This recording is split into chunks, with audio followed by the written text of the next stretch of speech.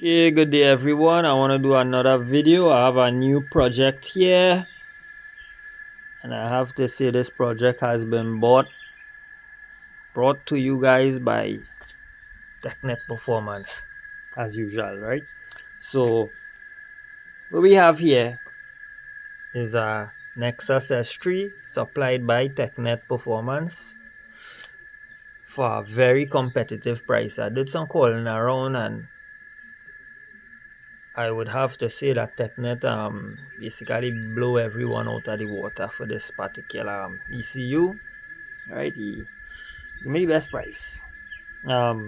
Best price, best service. Yeah,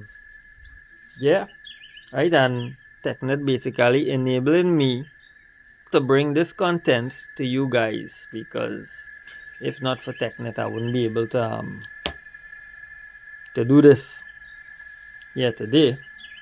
Right, so what we have, right, so a patch harness that being built, right? This is a temporary patch harness, because my intention is to have either my engine harness, my current engine harness in the car, taken out and modified and put together in a proper way for this ECU, remove what I don't want and do it over nice, or build a brand new one, right? Maybe more than likely I might use the old harness, who knows, right?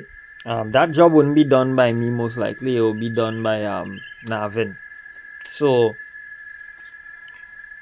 what I have here, this is it here. So the stuff that loose that you guys see in here is transmission related, right? Transmission related stuff. I ain't ready to tackle this just yet, but I have everything sort of wired here now for now, right? I had intended to start the car today, but I lost a lot of time. I was fighting up with this Bosch connector here, and it really eat into my time now, because one, I had to figure out how to pin and unpin this thing. I didn't it have a lock here. I had to figure it out as I go, right? So I did I crimped the sensors real nice, I had to say. It going in here, it's sealed, have I call weather pack style seal. That is going and seal everything, keep it waterproof, watertight, keep all the water and thing. I had that done, and when I finish it, I realized I added the mirror now, so I didn't wire the thing up properly, because I was watching this guide here, and what I realized is that this guide wasn't really, I thought this guide was the front of the connector, so I was looking at the front and then pinning the back, and I do it in a mirror now, which is wrong, like wrong side. So when I really look at everything, it wasn't, something set feel off now.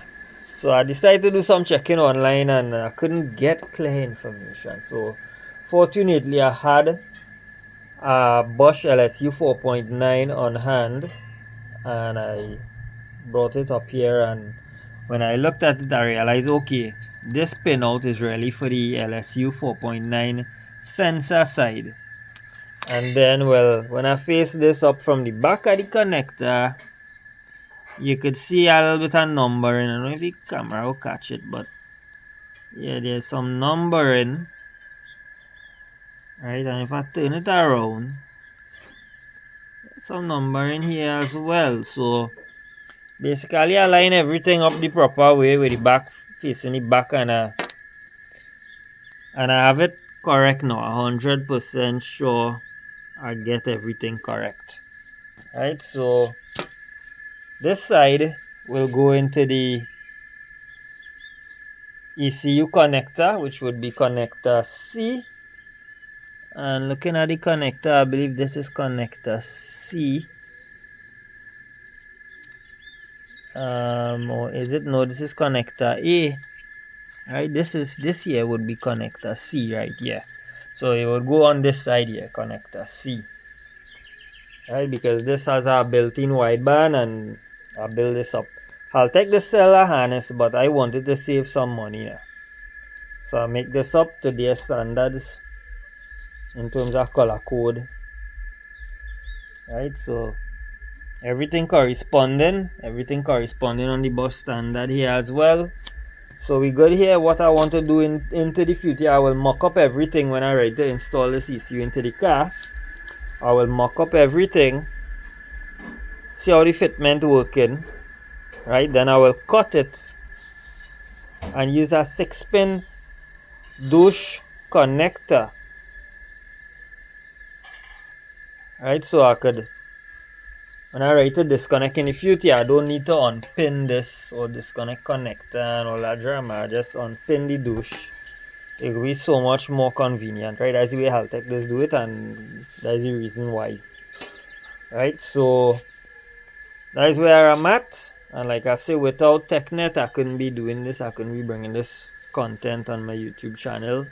And he was real good with the price. You know, I support him. I encourage you guys to support him, right? And yeah, that's it. Have a good one.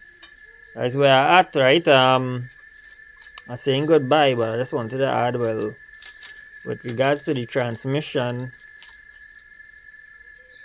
it's going to have to be configured now, but it might be easier said than done, but I think we could get it done now. So that is that. I have this kind of ready to start, but I don't want to go digging up too late in this NSP and thing just yet. I like to start fresh in the day. So just looking like a continuation for the next weekend coming. I have a little thing to configure in here. I move a fan across. So I need to tell the NSP to trigger that nice fan to trigger my auxiliary fan relay. I want to check through all of these additional, all these stuff here. I want to double check all of this in NSP.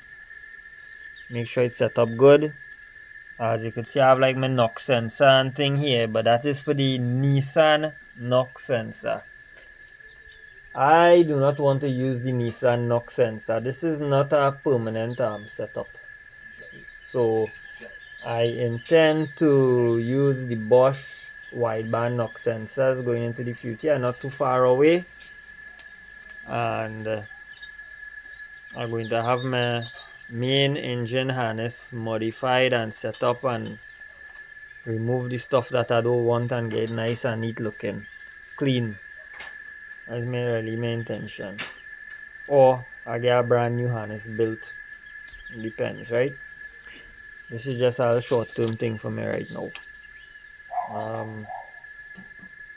So yeah, that's about it.